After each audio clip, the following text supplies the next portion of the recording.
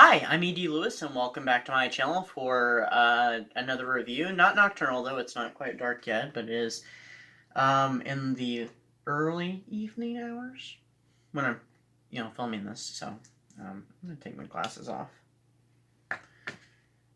So I'm still in my work clothes, so I apologize for that. Anyway. That curtain. So anyway, this will probably be the last video for the month of February, I think, unless I happen to get a short one in, like, on the last day, but who knows. Depending on what time I film it, it would probably end up being on the 1st, so, whatever. But anyway, so we're going to review, this time, not a book, but a TV show. And that TV show is Dark Shadows. This is another Dark Shadows review, but not a book this time. So this is the 1991 revival series, which just turned 30 this year. I just missed the 30th anniversary by like a week.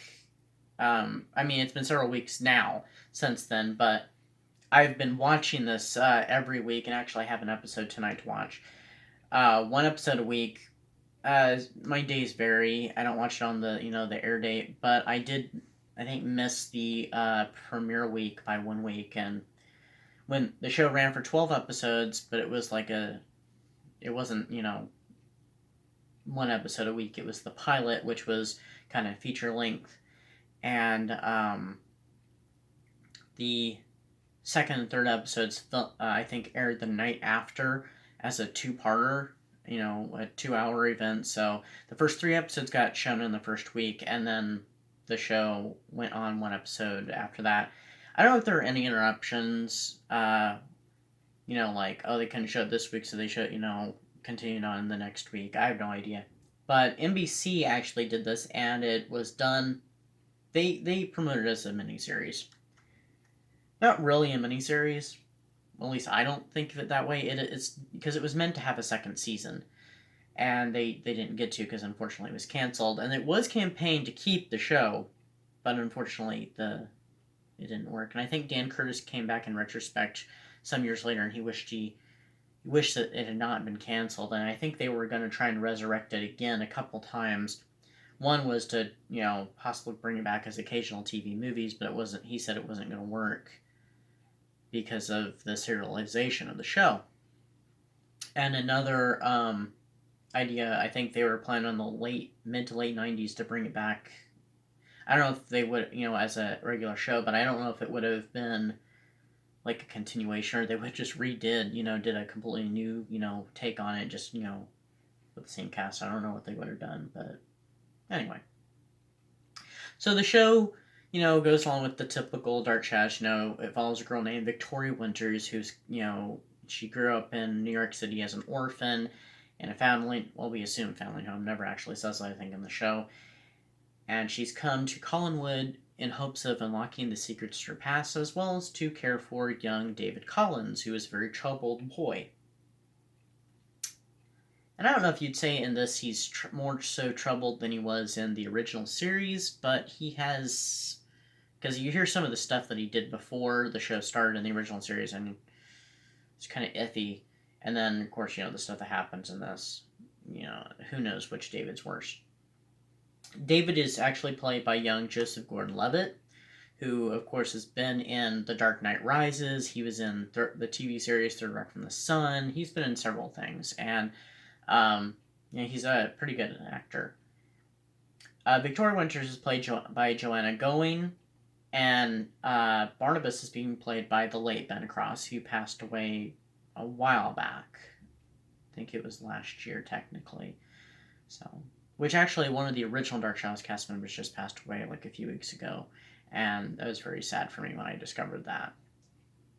So, it's always sad when we lose a Dark Shadows actor. So, but the show continues as she, she's come to Collinwood and stuff. And that same night, that's when Willie Loomis, who in this case is Mrs. Johnson's nephew, gets himself fired, and he goes looking for the the lost family jewels, which leads him to the mausoleum, and of course leads him to the chained coffin, where Barnabas is being kept.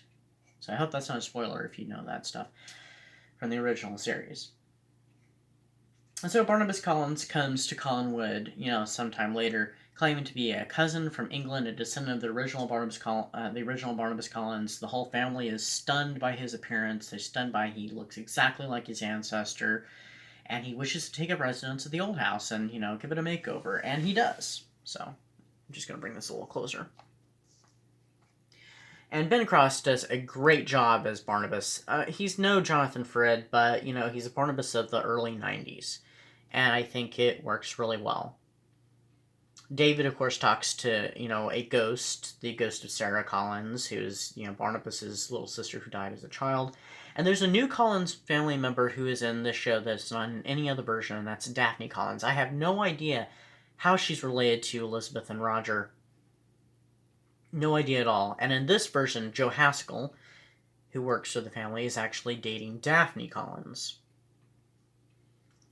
I think she calls Elizabeth Aunt Elizabeth, so I wonder if maybe she's like the daughter of another Collins brother or something that's never mentioned. She's definitely not Roger's daughter, so she's not David's sister. So I don't know, who she is, but she's only in the first few episodes. The show kind of takes on a lot of the plot lines from the movie House of Dark Shadows from 1970. And I'm sorry for so much glare on this cover. It's because of the plastic. So, there is a character who does become a vampire, and they do go and stake her. I'll tell you it's a woman, I'm not going to tell you who.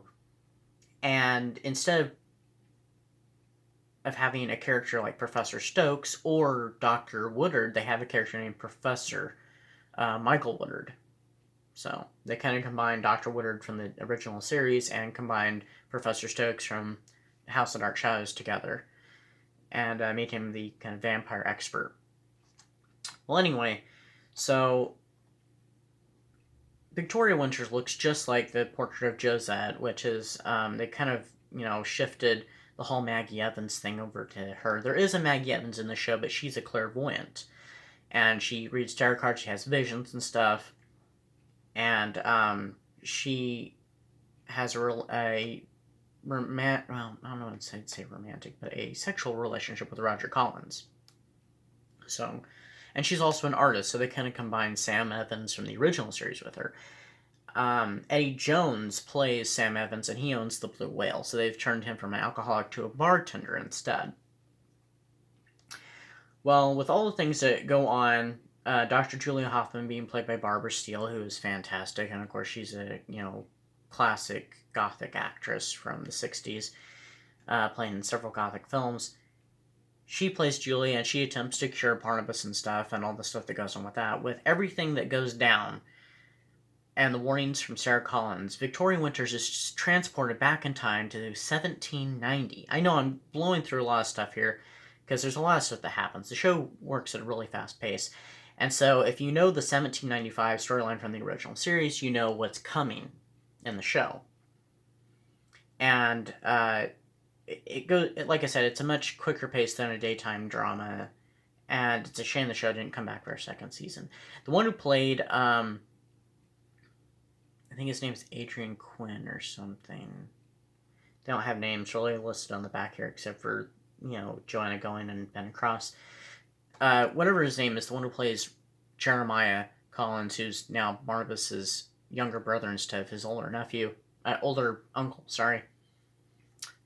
It is said that he would have played Quentin Collins in season 2, so who knows what they would have done with Quentin. So I would very much have liked to have been interested in seeing that, and supposedly they might have had Laura Collins come in, and with the whole thing that's going on with Angelique in the present time period, because in this, instead of time freezing while Vicky goes back, time keeps going, and they are battling Angelique in the present day, while she's also being battled in the past by the Collins family and by Victoria Winters. So, with all that's going on, I really wonder what they would have done with Laura Collins, because it was rumored that she would pop up too. And she is referenced in the show, and it is said that she is a witch, so who knows? Excuse me. But without trying to ruin too much about it, you can find the show, I'm sure, lots of places. I know at one time Hulu had it. I don't know if they still do anymore. You might be able to watch it on YouTube. It's available on DVD in a couple different covers. The original cover, this was the second DVD release cover, and there's another one they kind of took a little Twilight inspiration. But it's another romantic show and romantic Gothic drama. Part of the thing that they think that may have caused its downfall, besides the Gulf War thing going on, and that interrupted it, and news kept interrupting it, which is very tragic and sad time anyway. So it was an unfortunate time for dark shows to come back at that time. It was also the huge emphasis that the media put on it about vampire fiction right there. So, and not as much on the Gothic. That's one of the things they cite. I don't know if that's true or not, but it was a great show. I enjoyed it. I've watched it so many times. This is like the umpteenth time I've watched this show. I still like the original series better, but I do really love the 90s series as well. So I thought it was a good remake and reboot of the show.